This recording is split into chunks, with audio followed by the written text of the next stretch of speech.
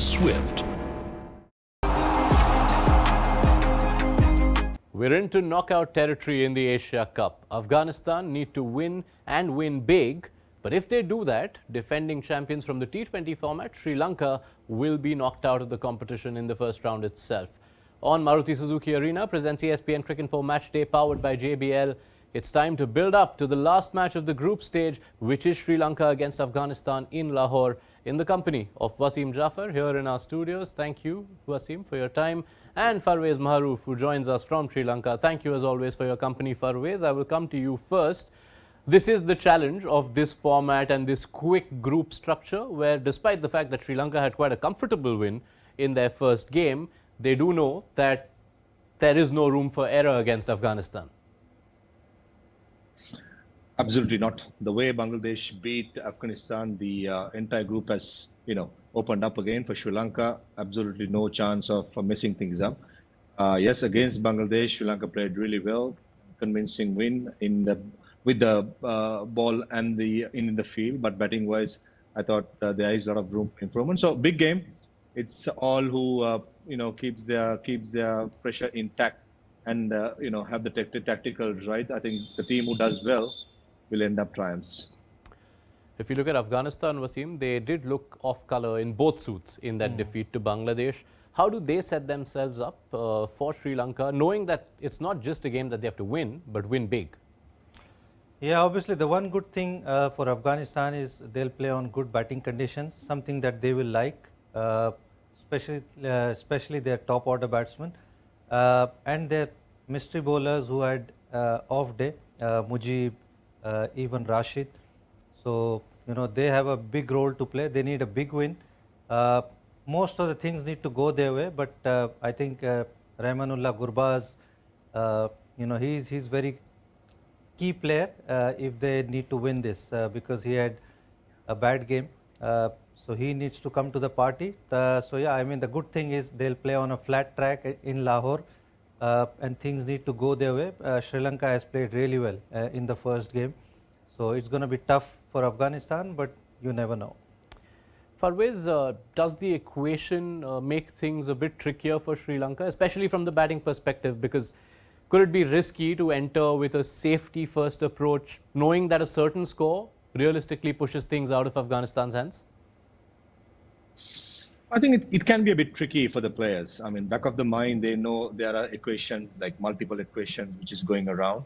For as players, I mean, for me personally, I've gone through in my past as well. So, the seniors always told us, just concentrate on the things that you can control. Go out there with your bat or ball, just get the job done, and let the rest of it to take care of itself. So for Sri Lanka, I think bat or ball, they just have to bring their A game. Afghanistan in Pakistan have done really well. Yes, they had a off game against Bangladesh, but those pitchers will suit them. I mean, make my prediction that if Afghanistan bats first, they will be dangerous because there is no swing or seam movement of the fast bowlers. That's where Gurbaz, Ibrahim Zadran, Rahmat Shah, all these players can be really dangerous. But as long as under lights, if they bat, there is some seam and swing movement, I think they will struggle, and historically, they have proved that in the past as well. So I think toss also will play a big role in this game. On the Sri Lankan batting front, Wasim, from whatever you saw in the Bangladesh-Afghanistan game, Afghanistan's bowling did look a bit lacking in bite. Would you consider, from an Afghanistan perspective, considering bringing in Noor Ahmed for, say, a Karim Janat? And overall, how do you expect the Sri Lankan batters to fare? Yeah, I mean, like I said, it's a good batting condition. Sri Lankan batters will also enjoy that. It's going to be a high-scoring game. I'm expecting another high-scoring game, and Sri Lankan batters will also enjoy that. Whoever bats first, they will enjoy batting in there. Even in the second half, like Farveez says, we haven't seen much movement. The dew might come into play. Generally teams look to chase there, but Bangladesh have won batting first. So, yeah, I mean, their batters need to stand up. Even though it was a short game, 160 odd they were chasing, but they lost 5 wickets, probably too many. So the top order needs to come to the party. It's the business end is just going to start. So their top order needs to fire. If Sri Lanka needs to tick any boxes, that's their batting. I mean, they've only played one game, but if their top order, scores runs and gets the confidence, they'll be, they'll go into Super 4s with a lot more confidence. Right, so I'm safely going to assume Farveez's verdict. Could I get yours? What is your prediction for this contest? Well, I mean, I'm not ruling Afghanistan out yet. If they bat first, like Farveez says, and then if Rahmanullah Gurbaz comes off, Ibrahim Zadran is in good form, Rahmat Shah, Najibullah Zadran, on a good track, they are dangerous players, along with Nabi and Rashid. And if they post, something in excess of 300, you never know. So I'm not counting them out, but I think Sri Lanka obviously will start favourites.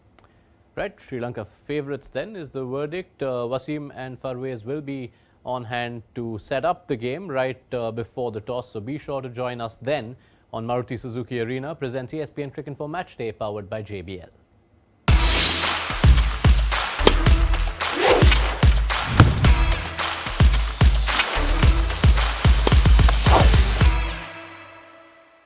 Stunning looks, then swift,